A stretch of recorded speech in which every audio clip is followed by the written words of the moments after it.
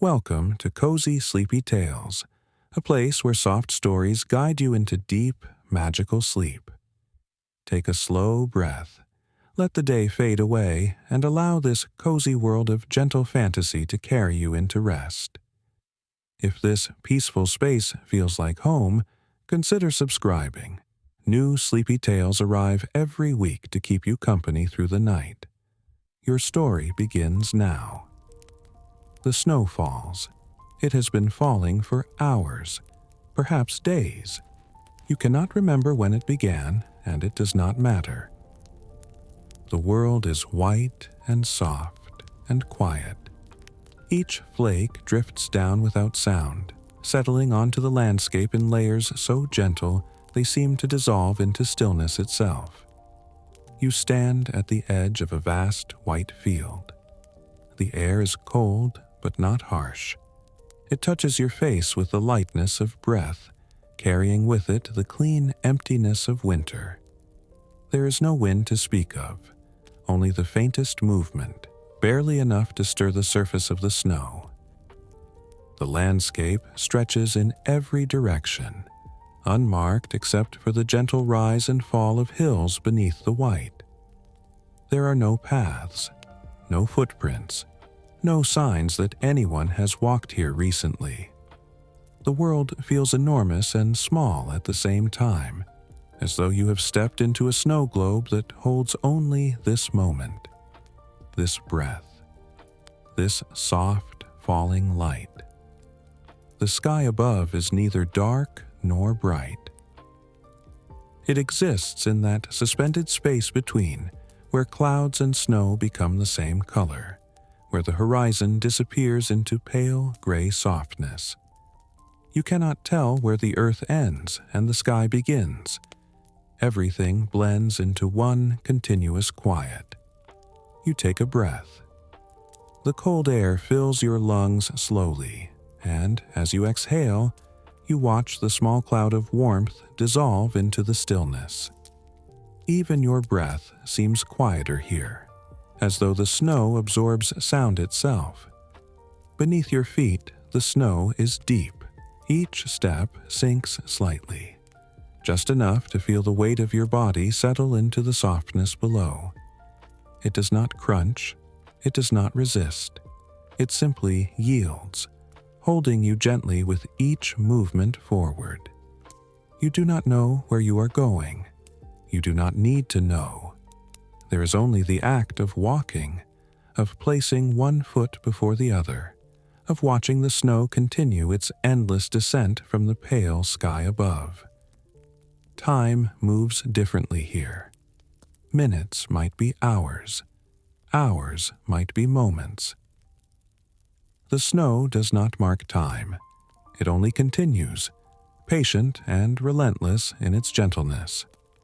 You find yourself slowing without deciding to slow.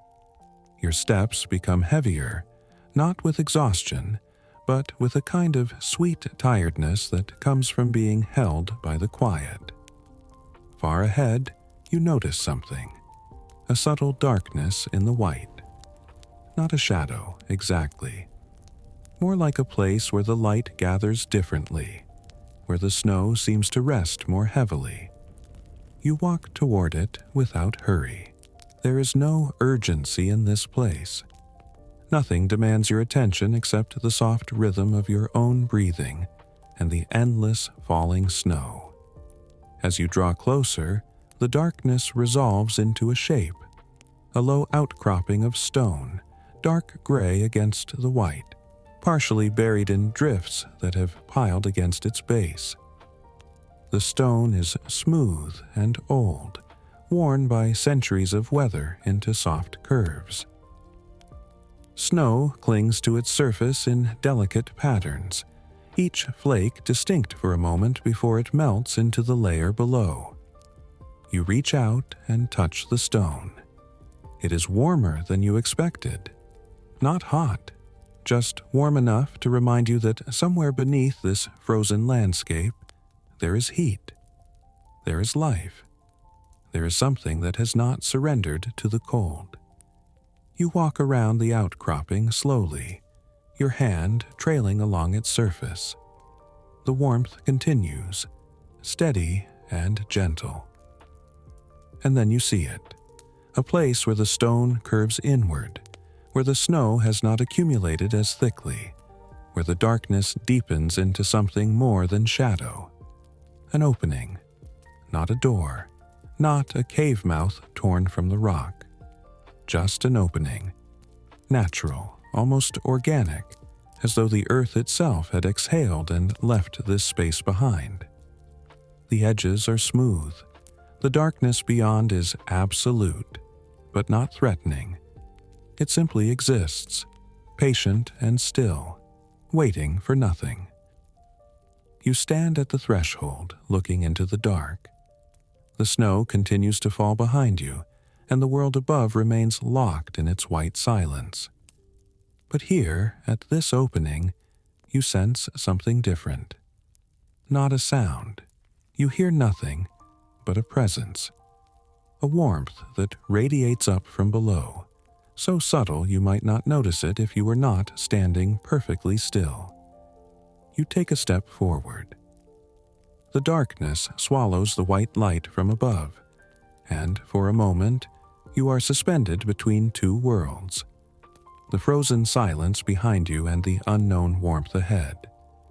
The air changes. It is no longer cold.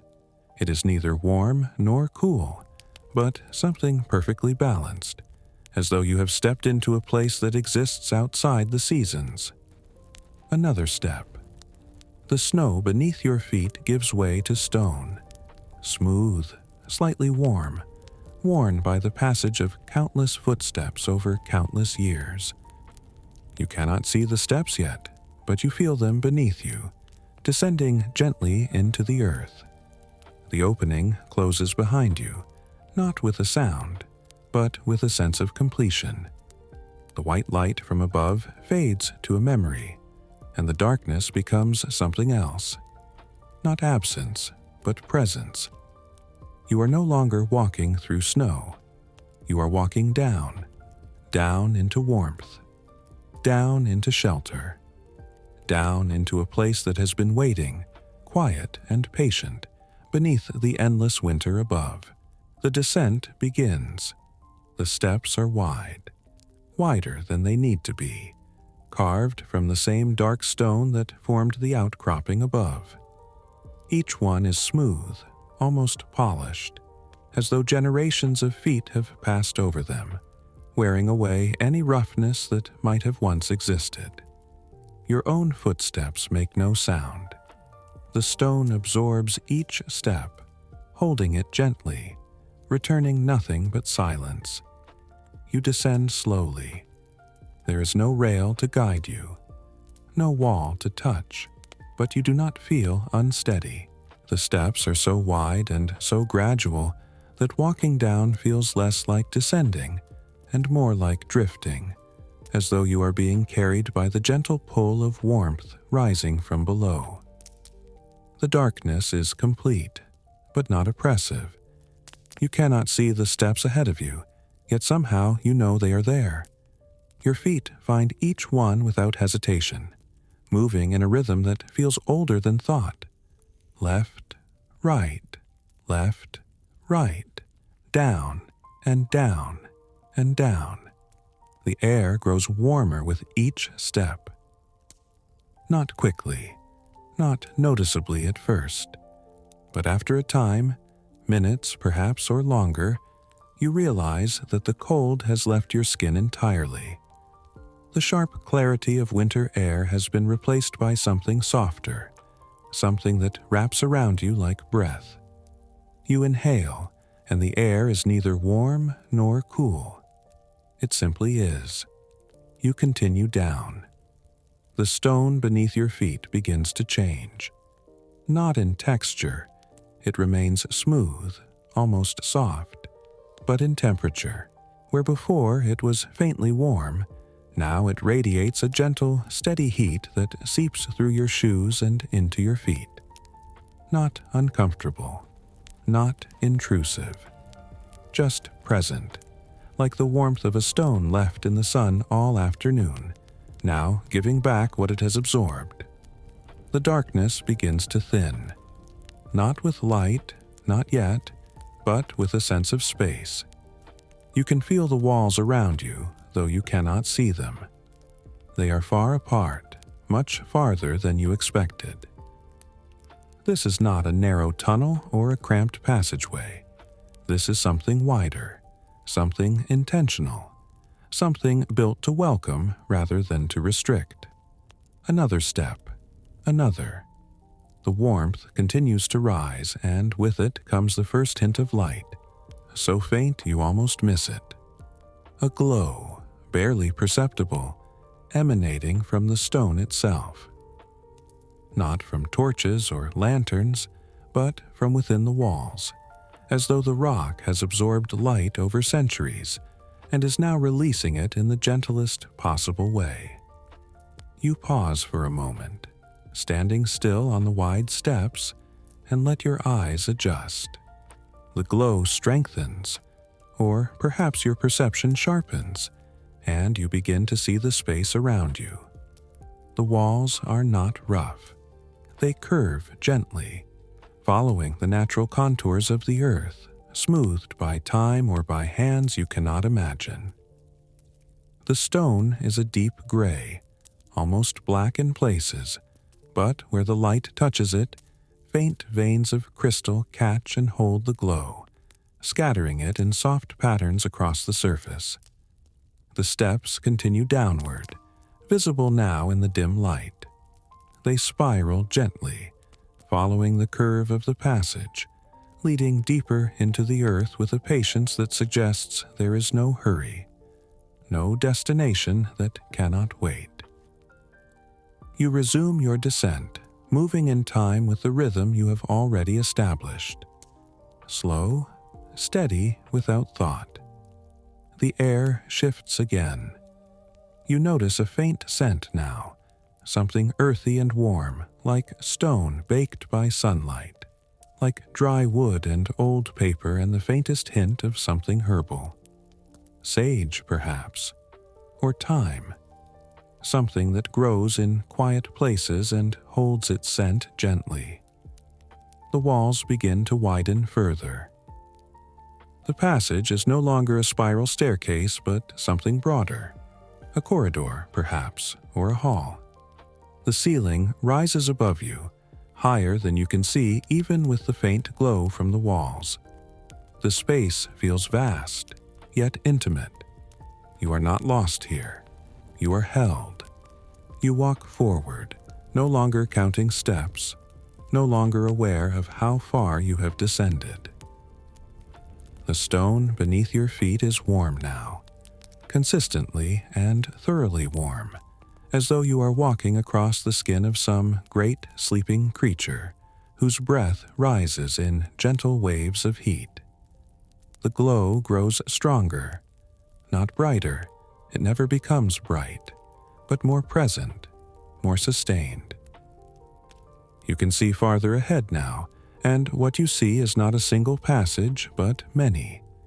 Corridors branching off from the main descent, each one curving away into shadow, each one lined with the same softly glowing stone.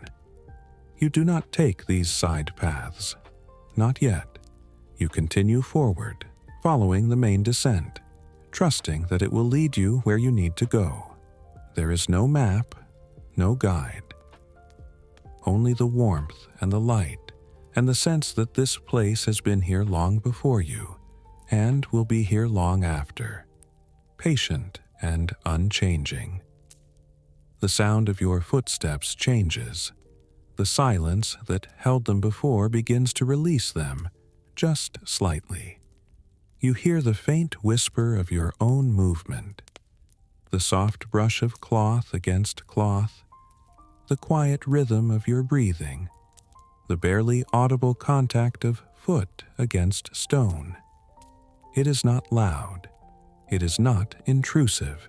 It is simply present, a reminder that you are here, that you are moving, that you are alive. And beneath it all, almost too quiet to notice, you hear something else.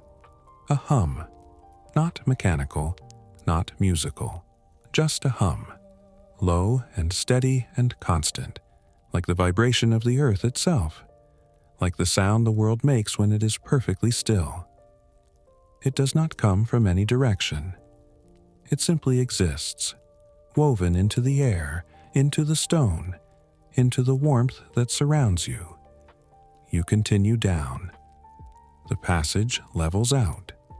The descent slows and then stops, and you find yourself standing on flat stone in a space that stretches away in all directions. The glow is stronger here, emanating from veins of crystal embedded in the walls, in the ceiling, in the floor beneath your feet. The light is warm, golden, almost amber, and it fills the space with a softness that makes everything feel distant and close at the same time. You are no longer descending. You have arrived. Ahead of you, the passage opens into something larger, something that holds the promise of rooms and halls and spaces carved from the living rock. You can sense it, even before you see it. The warmth intensifies slightly, and with it comes the faint scent of wood smoke, of bread baking, of things that grow and cook and exist in the company of others. You take a breath, and the air fills your lungs with warmth. The cold is gone. The world above, the snow, the silence, the endless white, feels impossibly distant now, like a memory from another life. Here, beneath the earth, there is only this: warmth, light, the hum of the world, and the quiet certainty that you have found shelter. You step forward into the light. The corridor curves. It does not turn sharply. It does not demand a decision. It simply curves, following the natural contours of the stone, as though it has always existed this way and always will. You walk without thinking, your body moving in rhythm with the gentle bend of the passage. Left foot, right foot, the warmth of the stone rising through your soles with each step. The walls here are smooth, not polished. Nothing in this place feels forced or artificial, but smooth in the way water smooths stone over centuries, touch by touch, breath by breath. Your hand trails along the surface as you walk, and the stone is warm beneath your palm, radiating a heat that is steady and unchanging. It does not pulse. It does not waver. It simply is. The light remains constant. The crystals embedded in the walls glow softly, their light neither growing nor fading, as though they have been lit by something eternal that does not require fuel or tending. The glow is warm, amber, gold, the color of late afternoon sun filtered through honey, and it fills the corridor with a softness that makes shadows impossible. There are no sharp edges here, no contrasts. Only gradients of light, blending from one shade of warmth to another. You continue walking. The corridor curves again and again, each turn so gradual that you cannot say when one direction ends and another begins. You might be walking in a circle. You might be spiraling inward or outward, or simply moving through space in a way that has no name. It does not matter. There is no destination pulling at you, no urgency pressing against your back.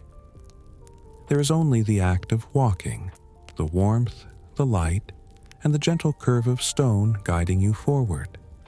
The air is still, not stagnant. There is a freshness to it, a sense of movement too subtle to feel but present nonetheless, but perfectly still. No drafts disturb the warmth. No currents stir the light. Even your breath seems to settle into the air without disturbing it, as though this place exists in a state of perfect equilibrium, where nothing is ever lost and nothing ever changes. You notice the crystals more closely now. They are not uniform. Some are small, no larger than a grain of rice, scattered across the stone like stars across a sky. Others are larger, palm-sized or broader, their surfaces faceted in ways that catch the light and hold it, reflecting it back in soft patterns that shift as you move past. They are not bright. They do not glare or demand attention. They simply glow, patient and constant, as though they have been doing this for longer than memory. The corridor widens slightly. Not much. Just enough that you can walk without your hand touching the wall. Just enough that the space feels less like a passage and more like a room that has been stretched into a gentle curve. The ceiling rises above you, higher than before, though still close enough that the light from the walls reaches it, painting it in the same warm amber glow. You slow your pace. Not because you are tired, you are not tired, but because the space invites slowness. It holds you gently, the way a hand might rest on a shoulder without pressing, without demanding, simply present. Your steps become softer, more deliberate, each one a small act of presence rather than progress. The curve continues. You follow it, your body leaning slightly into the turn, the way a river leans into its banks, the way light bends through glass. The stone beneath your feet is so warm now that you can feel it through your shoes, through your socks, into the soles of your feet where it spreads upward in gentle waves. Not hot, never hot, just warm enough to remind you that beneath you, deep in the earth, there is something that burns with a slow, eternal fire. You pass alcoves carved into the walls, small recesses barely deeper than the length of your arm, each one holding nothing but shadow and stillness. They are not empty exactly. They feel occupied by absence, by the memory of something that once rested there or might rest there again. You do not stop to look inside them. They are not for you, not now. They are simply part of the corridor, part of the curve, part of the endless gentle turning. The hum continues. You have grown so accustomed to it that you no longer hear it as sound, but as sensation. A low vibration that lives in your chest, in your bones, in the space between your thoughts. It does not distract. It does not intrude. It simply exists, a constant reminder that this place is alive in some way you cannot name, that it breathes and shifts and holds itself together with forces older than language. You walk, and walk, and walk. The corridor curves and curves again, and you follow it without question, without thought, your mind drifting in time with your footsteps. You think of nothing. Or perhaps you think of everything, but so lightly that the thoughts do not land, do not take root, but simply pass through you like breath, like light, like the warmth rising from the stone. Time loses meaning. You might have been walking for minutes. You might have been walking for hours. The corridor does not change. The light does not dim. The warmth does not fade. Everything remains exactly as it was when you began, and because nothing changes, there is no way to measure the passage of time. It simply flows like water flows, like breath flows without beginning or end. And then, gradually, so gradually that you cannot say when it begins, you notice that the corridor is widening further. The walls pull back, the ceiling rises, and the curve becomes less pronounced, as though you are emerging from one space into another. The glow brightens slightly, not with more light, but with more space for the light to fill. The crystals grow more abundant, clustering in the walls like constellations, their soft amber light layering upon itself until the corridor is filled with a warmth that is almost tangible. You slow even further. Your steps become so soft that you barely hear them. Your breathing deepens, slows, matching the rhythm of the space around you. You are not sleepy, not yet, but you are close. You are on the edge of that place where waking and sleeping blur into one another, where thought becomes dream and dream becomes stillness. The corridor curves one last time and opens. You step into warmth. Not the gentle, steady warmth of the corridors. That was the prelude. This is warmth that wraps around you completely, that holds you the way a thick blanket holds the body, the way a hearth holds a room in winter. You stop just beyond the threshold, letting the heat settle into your skin, into your bones, into the places inside you that had grown cold without your noticing. The space before you is vast, but not overwhelming.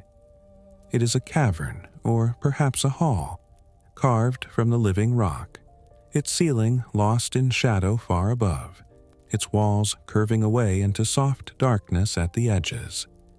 But here, in the center, there is light. There is life. The village. It is small. Smaller than a village should be, perhaps. A dozen structures, maybe 24, scattered across the cavern floor in no particular pattern. They are built from stone, the same dark gray stone as the walls, but they are not carved from it. They are built piece by piece, each one different from the others, each one shaped by hands that understood how to make a home from what the earth provides. The roofs are low and rounded, covered in layers of thick fabric that might once have been colorful but have faded over time into soft browns and grays and deep reds that blend with the stone.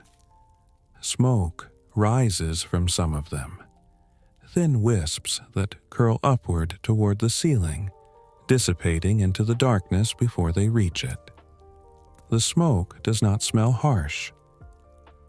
It smells of wood and herbs, of things burned slowly and carefully, of fires that have been tended for so long they have become part of the air itself.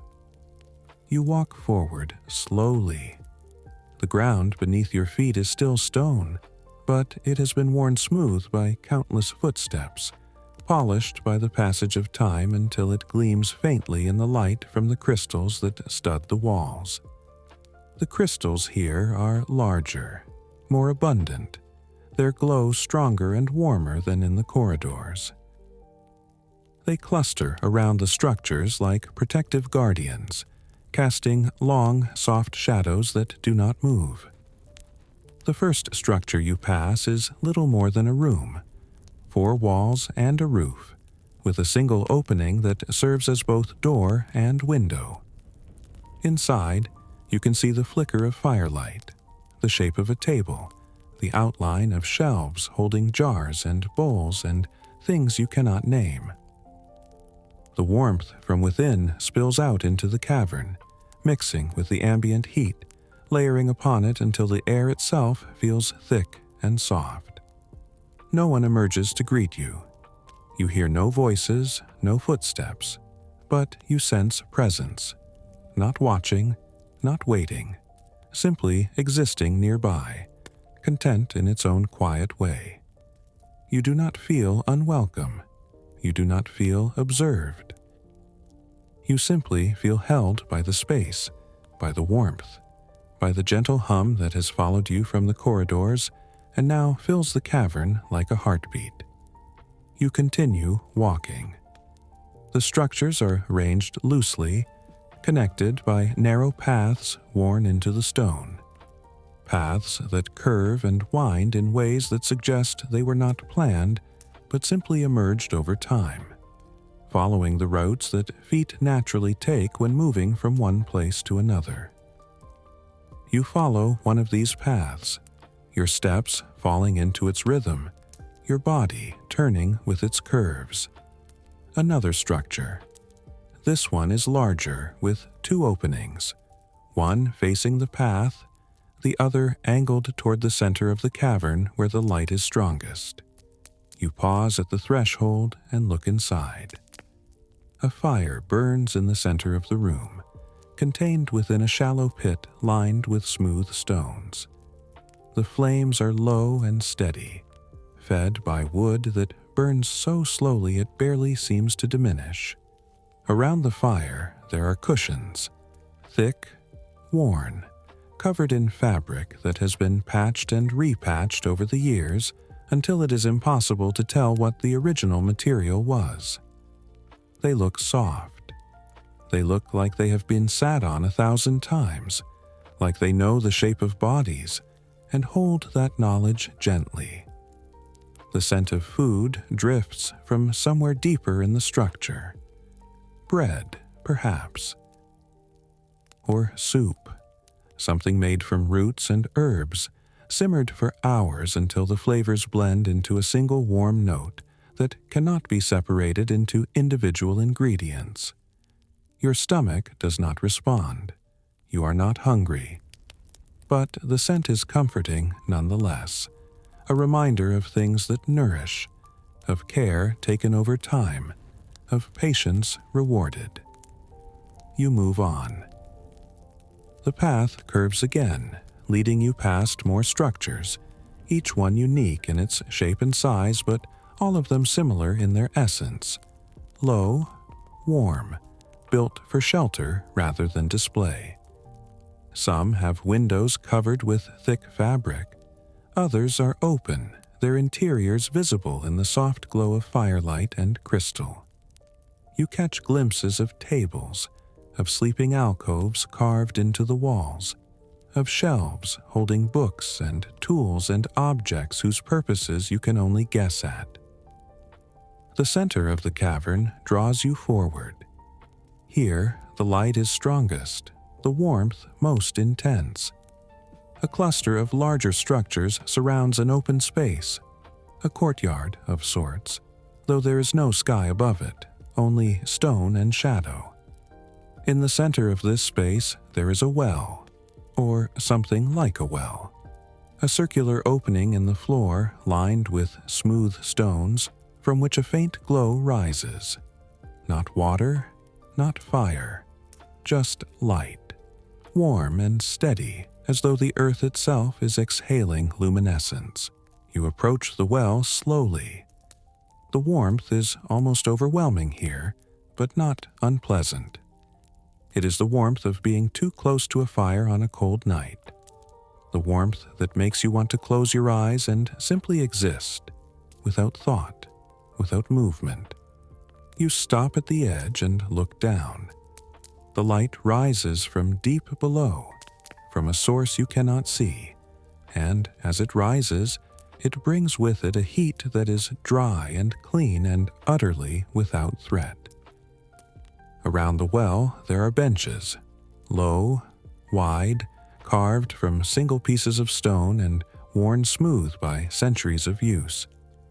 You sit on one of them, lowering yourself slowly, and the stone is warm beneath you, radiating heat upward through your body. You close your eyes for a moment, letting the warmth settle, letting it seep into muscles you did not know were tense. When you open your eyes, you notice details you had missed before. Lanterns hang from posts driven into the stone, their light dim but steady, adding to the ambient glow. Baskets rest against the walls of nearby structures, filled with root vegetables and dried herbs. A cat, or something like a cat, sleeps curled on a cushion near one of the fires, its body rising and falling with slow, even breaths. The village is not empty. It cannot be. The fires burn. The food cooks. The air moves with the presence of life. But you see no one. Not yet. Perhaps they are inside, tending to tasks that require no witness. Perhaps they are sleeping, resting in the warmth that never fades. Or perhaps they are simply moving in rhythms that do not intersect with yours, living lives that run parallel to your presence without ever crossing it. You do not mind. The solitude here is not loneliness. It is simply space. Space to breathe, space to be, space to let the warmth work its way into the core of you until you can no longer remember what cold feels like. You sit by the well, and you let the village hold you. The bench grows uncomfortable after a time. Not painful. Nothing here is painful. But you become aware of your body in a way that suggests movement is needed. You rise slowly, your joints stiff in that pleasant way that comes from sitting too long in warmth, from muscles relaxed almost to the point of dissolution. The stone beneath your feet is still warm, still solid, and you stand for a moment, simply breathing, letting your body remember how to hold itself upright. The village spreads before you, and now, with no destination calling, you begin to wander. Not aimlessly, nothing here feels aimless, but with a curiosity that is soft and undemanding, the kind that does not seek answers but simply wants to see what is there to see. You follow a path that curves away from the central courtyard, deeper into the cavern. The structures here are quieter, less touched by the communal warmth of the center. They are homes, you realize. Not gathering places or workspaces, but places made for rest, for solitude, for the kind of privacy that comes not from walls, but from distance. The first door you pass, if it can be called a door, for it is only a curtain of heavy fabric hanging across an opening, is slightly parted. You pause and, without thinking, you look inside. A single room. Small. The walls are bare except for a few shelves carved directly into the stone, holding folded cloth and a bowl and a lantern that burns with a light so dim it barely qualifies as light at all. In one corner there is a bed, low to the ground, little more than a platform of stone covered in layers of thick fabric and furs. The coverings are piled high, soft and heavy, the kind that press down on the body with a weight that feels like safety. The room is empty. No one sleeps there now. But it feels occupied nonetheless, as though the space holds the memory of rest, of breath taken slowly in the dark, of bodies that have surrendered to sleep so many times that the air itself has learned the rhythm. You move on. The path continues, winding between structures that grow closer together here, their walls almost touching in places. The air is warmer in these narrow spaces, the heat trapped between stone and fabric, held close like a secret. You pass more rooms, some with doors open, others closed. Through the open ones, you catch glimpses of similar scenes. Beds piled with blankets, small fires burning low in shallow pits, shelves holding the simple objects of daily life. One room is larger than the others. You pause at its threshold and look inside. It is not a private chamber. There are too many beds for that. 4, perhaps 5, arranged around the walls, each one heaped with coverings, each one waiting. The center of the room is dominated by a fire, larger than the others you have seen, its flames casting dancing shadows on the walls. The light is warm and red gold, and it makes the room feel alive, as though the fire itself is breathing.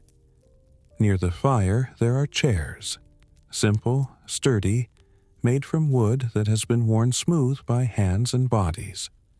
They are arranged in a loose circle, facing inward, as though they are used to holding conversations that last long into the night.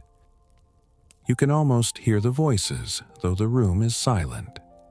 You can almost smell the tea, though no cups rest on the small table between the chairs. You step inside. The warmth here is intense, almost overwhelming, and you feel it press against your skin, against your lungs, against the space behind your eyes. You breathe deeply, and the air is thick with it, heavy with the scent of burning wood and old stone, and something herbal that clings to the fabric hanging on the walls. You sit in one of the chairs. It is more comfortable than it looks, the wood worn into curves that fit your body as though it has been waiting for you specifically. You lean back, resting your head against the high back of the chair, and close your eyes. The fire crackles softly. The sound is rhythmic, almost musical, a series of small pops and hisses that create a pattern without ever repeating exactly. It is hypnotic. You listen, and your breathing slows to match it, your chest rising and falling in time with the flames. Time passes. You do not know how much. When you open your eyes again, the room is exactly as it was. The fire still burns, the beds still wait, the shadows still dance on the walls. Nothing has changed, and yet you feel different, as though something inside you has shifted, settled, found a place to rest that it did not have before. You rise and leave the room, stepping back into the corridor. The path curves again, leading you deeper into the cluster of sleeping spaces. Here, the structures are even quieter, the light even dimmer. The glow from the crystals is muted, barely enough to see by, and the fires inside the rooms burn so low they are little more than embers, casting faint red light through the gaps in the fabric doors. You pass a room where the door is fully closed. You do not look inside. You pass another where you hear, faintly, the sound of breathing. Slow, deep, the unmistakable rhythm of sleep. You do not disturb it. You simply walk on, your own footsteps falling into the rhythm of that breath, your body moving in time with the rise and fall of lungs that are not your own. At the end of the path, there is a hall, larger than the rooms, but not by much. The ceiling here is lower, the walls closer together, and the space feels enclosed in a way that is comforting rather than confining. Along one wall, there are alcoves, deep recesses carved into the stone, each one fitted with a platform and piled high with blankets and furs. They are sleeping nooks, you realize. Not beds, but spaces made for curling into, for pulling the world close and letting it hold you while you sleep. You approach one of them. The alcove is just wide enough for your body, just deep enough that when you sit on the edge of the platform, the walls wrap around you on three sides, creating a space that feels both open and protected. The blankets are thick and soft, layered so densely that when you press your hand into them, it sinks several inches before meeting resistance. You lie down. The blankets give beneath your weight, cradling you, and you pull the topmost layers over yourself, tucking them around your shoulders, your arms, your legs. The fabric is warm, not from external heat, but from itself, as though it has been storing warmth for years and is only now releasing it.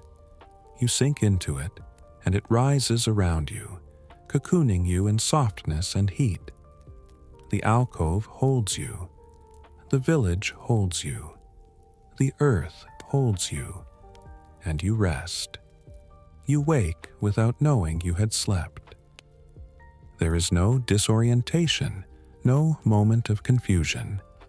You simply become aware that your eyes are open, that the alcove still surrounds you, that the warmth still holds. You do not move immediately. You lie still, wrapped in the blankets, listening to the silence that is not quite silence. The faint crackle of distant fires, the soft hum that lives in the stone, the barely audible sound of your own breathing. Eventually, you sit up. The blankets slide from your shoulders, pooling around your waist, and the air touches your skin with the gentleness of a sigh.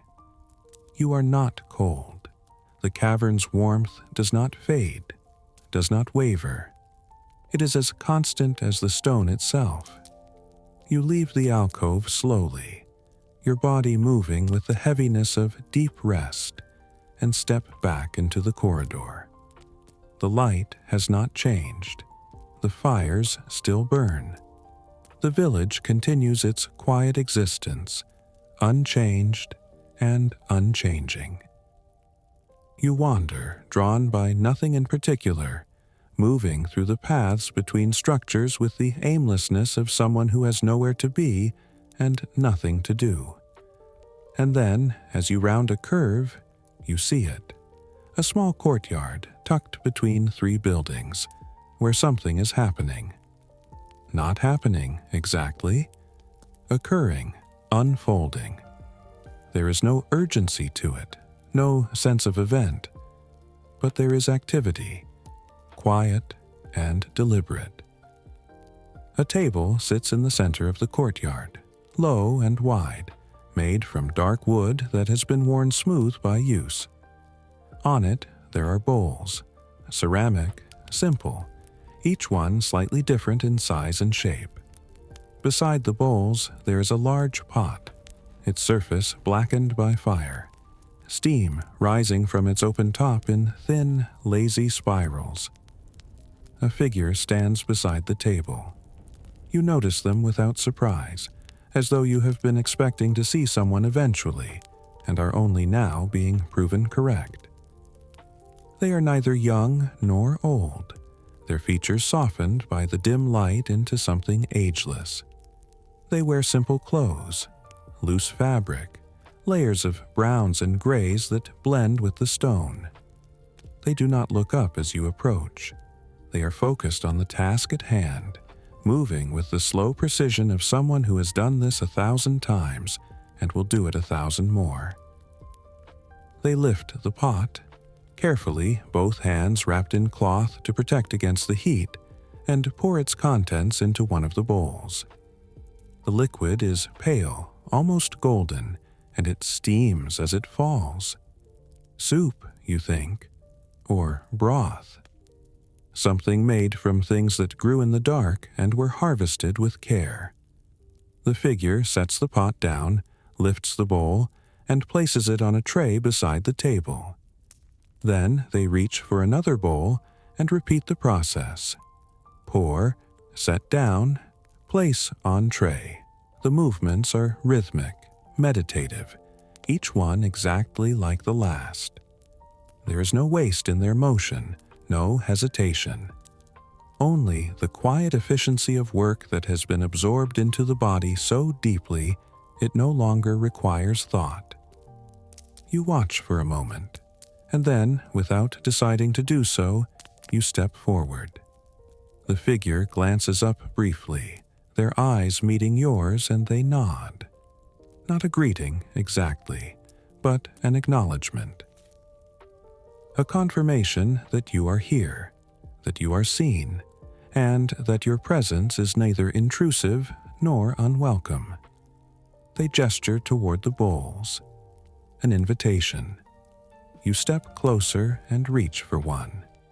It is warm in your hands, the ceramic smooth and slightly rough at the same time, as though it has been fired and used and fired again over many years.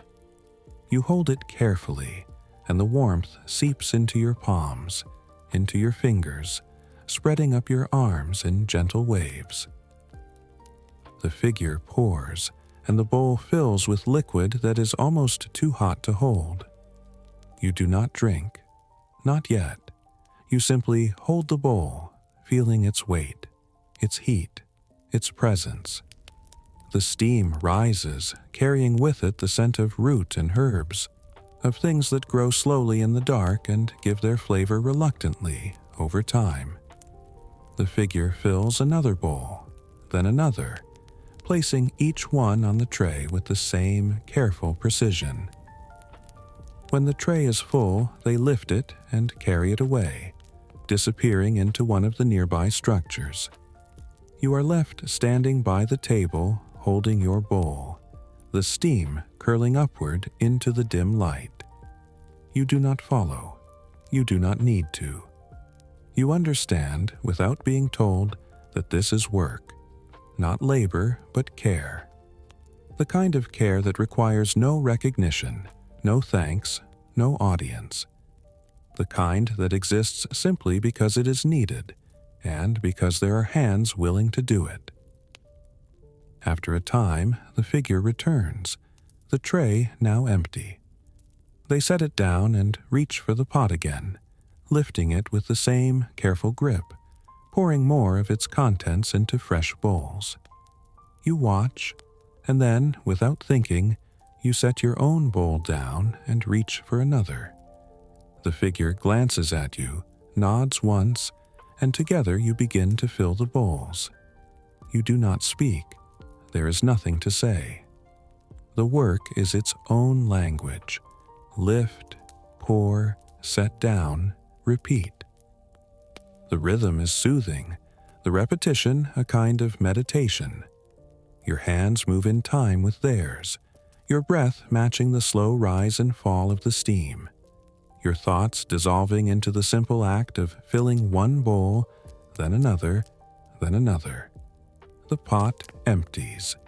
The tray fills. The figure lifts it and carries it away, and you remain holding a bowl that is still warm, still full, still waiting. You lift it to your lips and drink. The liquid is rich and mild, flavored with things you cannot name, and it spreads warmth through your chest, your stomach, your limbs. It is not filling in the way food is filling. It is something else, a kind of nourishment that has nothing to do with hunger. You set the empty bowl down. The figure returns, their hands empty now, and they begin to gather the used bowls, stacking them carefully on the tray. You help without being asked, picking up the bowls one by one and placing them gently on top of the others. The ceramic clinks softly, a quiet sound that blends with the hum of the cavern, and when all the bowls are gathered, the figure lifts the tray and carries it away once more. This time, you follow. Not closely. There is no need to walk side by side, but at a distance, your footsteps falling into the same rhythm as theirs. They lead you to another structure, this one with an opening wide enough to admit the tray.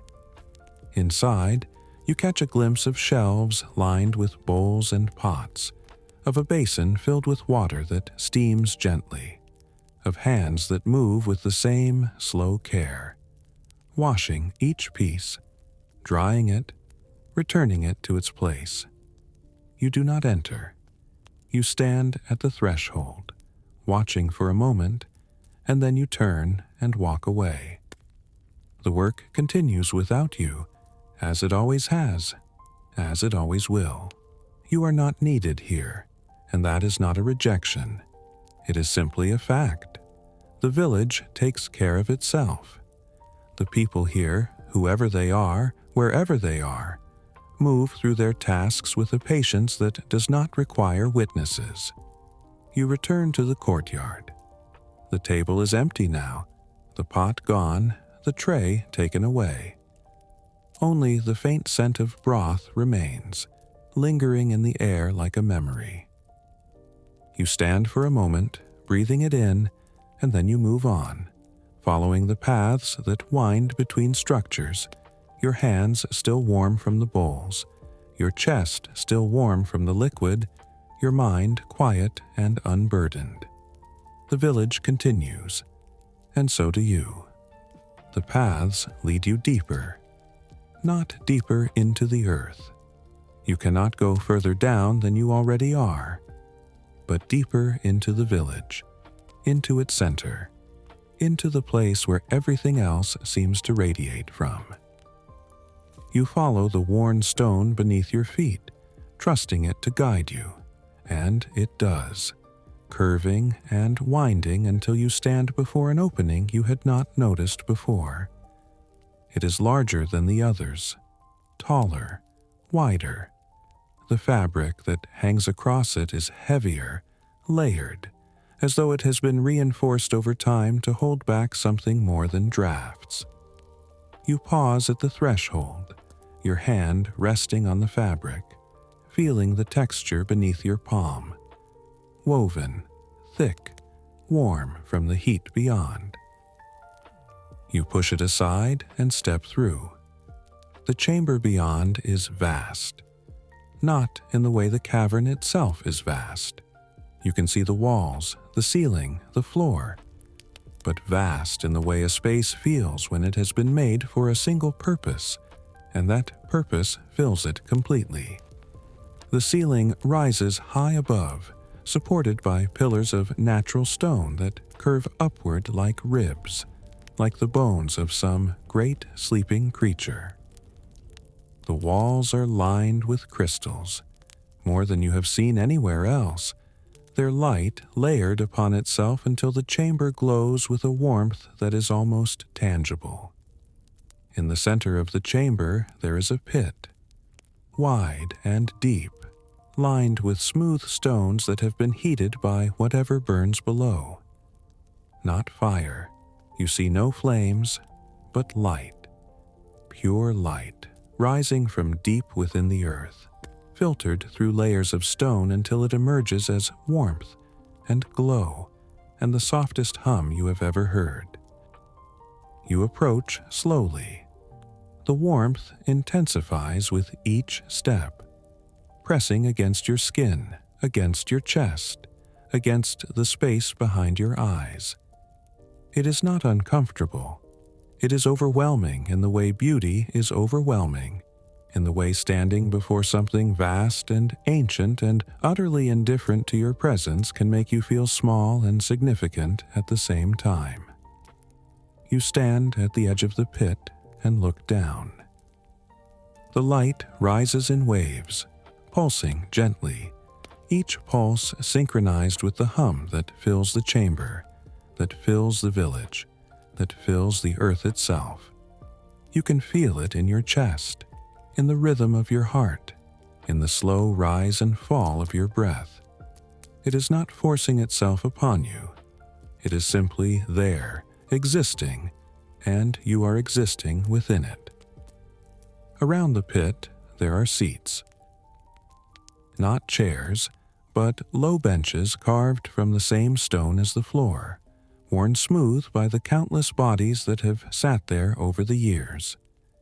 You lower yourself onto one of them, and the stone is warm, almost hot, but not painfully so. It radiates heat upward through your body, settling into your bones, your muscles, the places where tension hides without your knowing. You sit and you watch the light. It does not change. It does not grow brighter or dimmer. It simply pulses, steady and eternal, a heartbeat that has been beating since before you were born and will continue long after you are gone.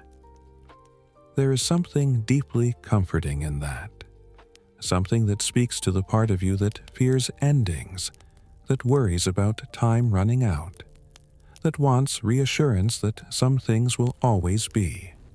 Time passes. You do not count it. There is nothing to count it by. The light pulses. The hum continues. Your breath slows, matching the rhythm, and you find yourself sinking into it, your thoughts dissolving into the warmth, your awareness narrowing to the rise and fall of your chest, the heat in your bones.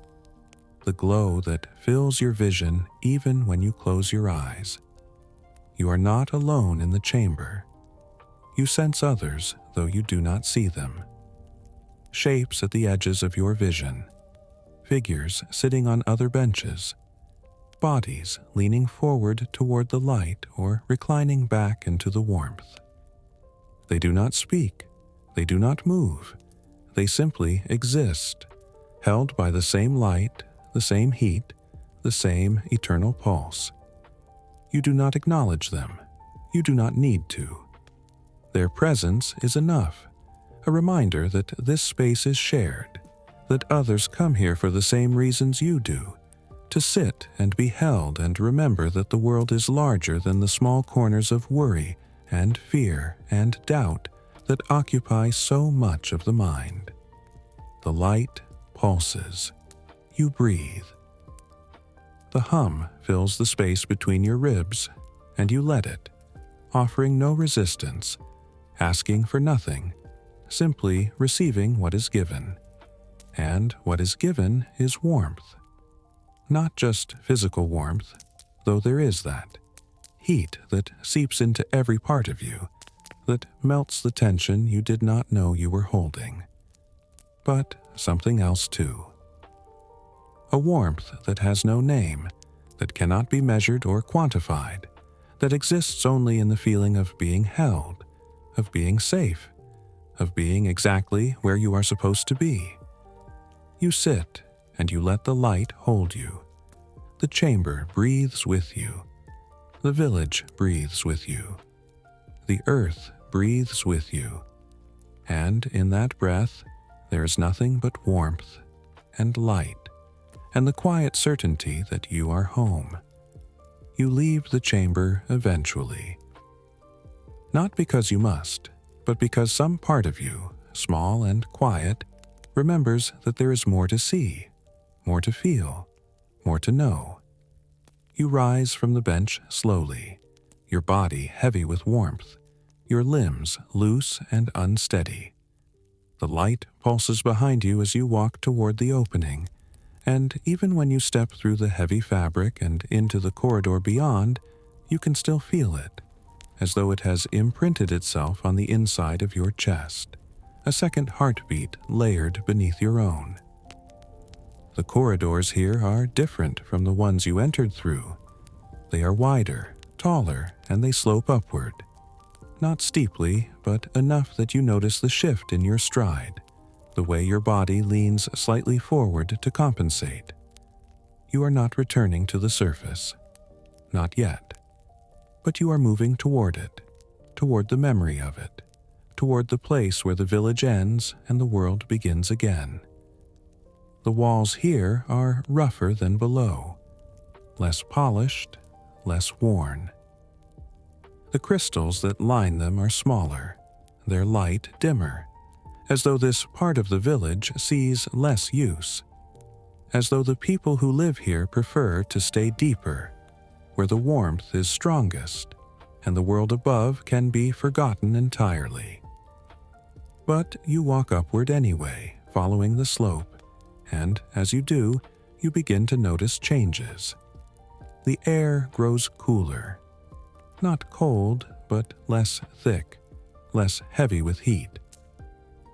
The hum that has followed you since you descended begins to fade, not disappearing entirely, but pulling back, becoming background rather than presence. And the light, the warm amber glow that filled the deeper chambers, begins to give way to something paler, something closer to gray. You continue climbing. The corridor narrows, the ceiling lowers, and the warmth that once surrounded you completely begins to retreat, gathering in your chest, in your core, as though your body is holding onto it, refusing to let it go even as the world around you grows colder. And then you hear it. The wind, faint at first, barely more than a whisper, a suggestion of movement at the edge of your hearing. But as you climb higher, it grows stronger, until you can hear it clearly, A low, steady sound, like breath blown across the mouth of a bottle, like the world exhaling through the cracks in the stone. You reach a place where the corridor widens into a small chamber. The walls here are natural, uncarved, rough with the texture of stone that has never been touched by hands. In one wall there is an opening, not a doorway, but a crack, a fissure in the rock that runs from floor to ceiling, just wide enough to see through. You approach the opening and look out. Snow. It is still falling, just as it was when you descended, just as it has been falling for hours or days or weeks. The flakes drift down through the darkness, for it is dark out there, the kind of darkness that comes when the sky and the earth are the same color, when the world has been reduced to shades of gray and white and the absence of light. You can see nothing beyond the snow. No landscape, no horizon. Only the endless fall of flakes, silent and patient, accumulating on the ground in layers that have no beginning and no end. The wind moves through the snow, stirring it gently, and the flakes dance in the air, spiraling and spinning before settling once more into stillness. You press your hand against the stone beside the opening, and it is cold. Not freezing. The warmth of the village prevents that, but cool enough that you feel the difference, that you remember what cold is, what it feels like to be exposed to the world without shelter. But you are not exposed. The crack in the stone is small, the opening narrow, and the cold does not reach you.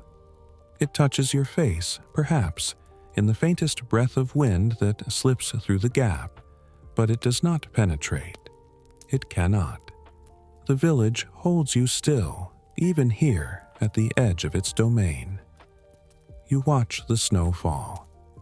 You do not know how long you stand there, your eyes following the flakes as they descend, your mind tracing their paths through the air. It is hypnotic, this fall, this endless descent. It has no purpose, no goal. It simply is.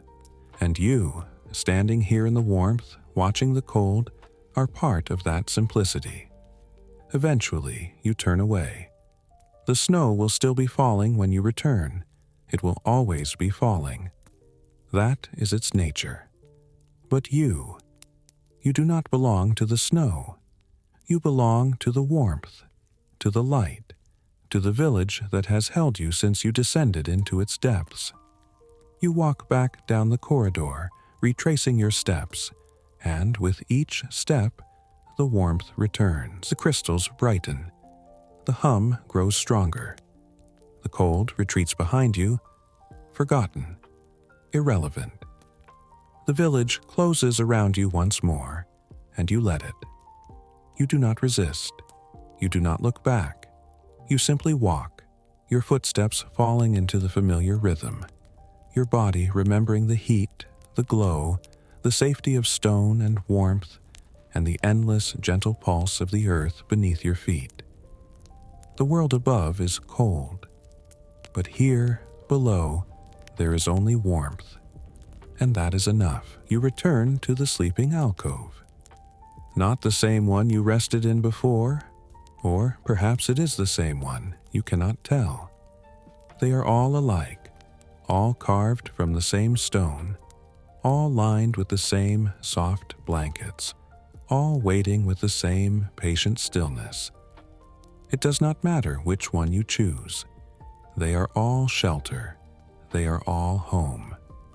You lower yourself onto the platform, and the blankets give beneath your weight, cradling you, welcoming you back into their warmth. You pull them over yourself, layer upon layer, thick and heavy, pressing down on your body with a weight that feels like safety, like the earth itself wrapping around you, holding you close. You lie still. your head resting on the folded fabric that serves as a pillow, your body sinking into the softness below.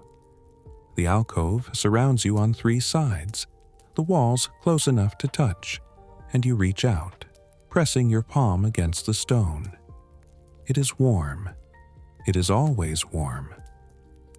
The heat radiates from it, steady and unchanging, as though the village itself is a living thing, and you are resting inside its body, sheltered by its warmth, protected by its presence. You close your eyes. The darkness behind your eyelids is complete, but not empty. You can still see the glow of the crystals, even with your eyes closed, the warm amber light imprinted on your vision like a memory that refuses to fade. You do not fight it. You let it linger. Let it fill the space behind your eyes, and slowly, gradually, it begins to dim, to soften, to dissolve into the darkness until there is nothing left but the faintest suggestion of light, like the last ember of a fire that has burned for hours and is now giving way to ash. Your breathing slows. In, out, in, out. Each breath deeper than the last, each exhale longer, more complete.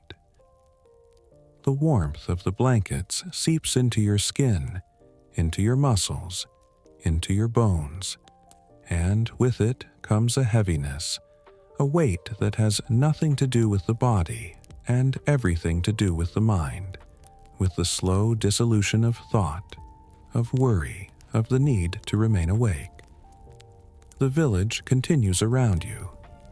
You can hear it faintly, the crackle of distant fires, the soft footsteps of someone moving through the corridors, the quiet hum that lives in the stone. But these sounds do not disturb you. They are part of the fabric of this place, woven into its existence, and they lull you rather than wake you, pulling you deeper into the warmth, deeper into the stillness. You do not dream. Or perhaps you do, but the dreams are so soft, so gentle, that they do not register as dreams. They are simply sensations, warmth, light, the feeling of being held.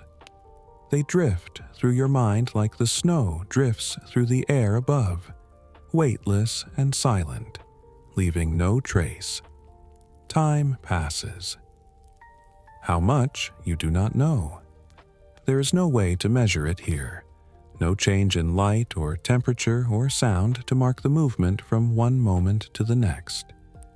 There is only the steady, unchanging presence of the village, the warmth, the darkness, and the slow, rhythmic pulse of your own breath. You shift slightly, pulling the blankets closer, and they respond, wrapping around you more tightly, holding you with a pressure that is firm but not constricting. You are safe here. You are held. Nothing can reach you. The cold cannot touch you. The world above, with its snow and its wind and its endless white silence, cannot find you. You are deep beneath the earth, protected by stone and warmth, and the quiet care of a place that has sheltered others before you, and will shelter others after you are gone. Your thoughts begin to scatter, not in the frantic way they do when sleep is elusive, but slowly, gently, like leaves blown from a tree by a wind so soft it barely registers. You think of the corridors, the firelight, the bowls of broth, the light rising from the pit at the heart of the village. But these thoughts do not hold. They drift away before they can take root, leaving only impressions, feelings, the vague sense that you have been somewhere warm and safe and good. Your breathing slows further. In, out. The intervals between breaths grow longer, deeper, as though your body is learning to breathe in time with the village itself. with the slow pulse of heat rising from the earth, with the rhythm that has been here since long before you arrived, and will be here long after you leave. You sink, not into the blankets, though they hold you still, but into something deeper, something that has no name. It is not sleep, not yet, but the edge of it, the space between waking and dreaming where the body is still present, but the mind has begun to let go, to release its grip on the world, to trust that it will be safe even in the absence of vigilance. The alcove holds you, the blankets hold you, the village holds you, and you let yourself be held. Your last thought, if it can be called a thought, is of warmth. Not the physical warmth of the blankets or the stone, but something else. The warmth of knowing that you are not alone, that even in this silent, solitary place, you are cared for. The fires will continue to burn. The light will continue to glow. The village will continue to breathe, to exist, to hold space for rest and safety, and the slow, inevitable pull of sleep. You exhale one last time, and the breath leaves your body slowly, completely, dissolving into the warm air of the alcove. And then there is nothing. No thought, no awareness. No sense of time or place or self, only warmth, only darkness, only sleep. The village does not sleep.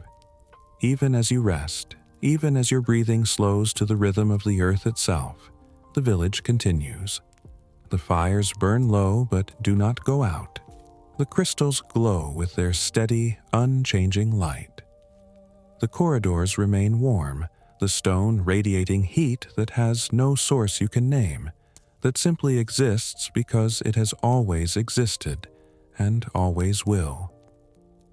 Somewhere in the depths, hands move through familiar tasks. Bowls are filled. Blankets are folded. Wood is added to fires that have burned for longer than memory. These tasks are done slowly, without urgency, with the patience of people who understand that time here is not measured in hours or days, but in the slow accumulation of moments. Each one exactly like the last. Each one part of a rhythm that has no beginning and no end. You do not see these hands. You do not hear the footsteps that move through the corridors, soft and careful, disturbing nothing. But they are there. They have always been there. The village does not ask for recognition. It does not need witnesses. It simply continues, tending to itself, caring for those who rest within its walls, ensuring that the warmth never fades, that the light never dims, that the safety never breaks. The snow continues to fall above. You cannot see it from here, buried as you are beneath layers of stone and earth, but you know it is there. You can feel it somehow, the weight of it, the endless descent, the way it piles on the surface of the world, covering everything, erasing paths and landmarks and the memory of what the land looked like before. It does not matter. The village is untouched. The cold does not reach this deep. The wind does not penetrate these walls. The snow might fall for 1,000 years, and still the village would remain, warm and steady and unchanging. You sleep. Or perhaps you do not sleep but simply exist in that space between waking and dreaming, where the body is at rest but the mind floats, untethered, drifting through sensations that have no name. You are aware, in some distant way, of the warmth that surrounds you, of the weight of the blankets, of the soft hum that fills the stone. But these sensations do not demand your attention. They simply are, and you are within them, held by them, part of them. Time does not pass, or it does, but in a way that has no meaning. There is no morning here, no evening, no cycle of light and dark to mark the movement from one day to the next. There is only the steady, eternal now, the warmth, the glow, the slow pulse of the village breathing in the depths of the earth. You shift slightly in your sleep, and the blankets adjust around you, moving as though they have a will of their own, as though they understand what you need before you do. You are cradled, held, supported in a way that requires nothing from you. You do not need to hold yourself up. You do not need to remain vigilant. You do not need to do anything except rest and let the village do what it has always done: care, protect, shelter. Somewhere deep below, in the chamber at the heart of the village, the light continues to pulse. It rises from the earth in waves, steady and eternal, filling the space with warmth and glow and the softest hum. It has no purpose. It does not exist for anyone or anything. It simply is, and in that existence, it gives what it has to give: light, warmth, the assurance that some things do not end, do not fade, do not disappear into the cold. The village knows you are here, not in the way a person knows. It has no mind, no consciousness, no awareness in the way you understand awareness. But it knows nonetheless, in the way the earth knows the weight of the snow above, in the way the stone knows the heat that flows through it. You are part of it now, part of the rhythm, part of the slow, steady breath that rises and falls in the darkness. You do not dream of anything specific. There are no images, no narratives, no stories that unfold behind your closed eyes. There is only sensation, warmth, softness, the feeling of being held so completely that there is no separation between your body and the space around it. You are the alcove. You are the blankets. You are the stone. You are the village itself, breathing in the dark, existing in the eternal now, untouched by time, untouched by cold, untouched by the world above. And in this existence, there is no fear, no worry, no thought of what comes next or what came before. There is only this: warmth, darkness, the slow dissolution of self into the larger rhythm of the earth. The fires burn, the crystals glow, the village breathes, and you, deep within its warmth, sleep without end, held by the earth, protected by the stone, safe in the knowledge that here, in this place beneath the snow, nothing can reach you. Nothing will disturb you. Nothing will pull you back into the cold. You are home, and home is warm, and warm is eternal, and eternal is sleep.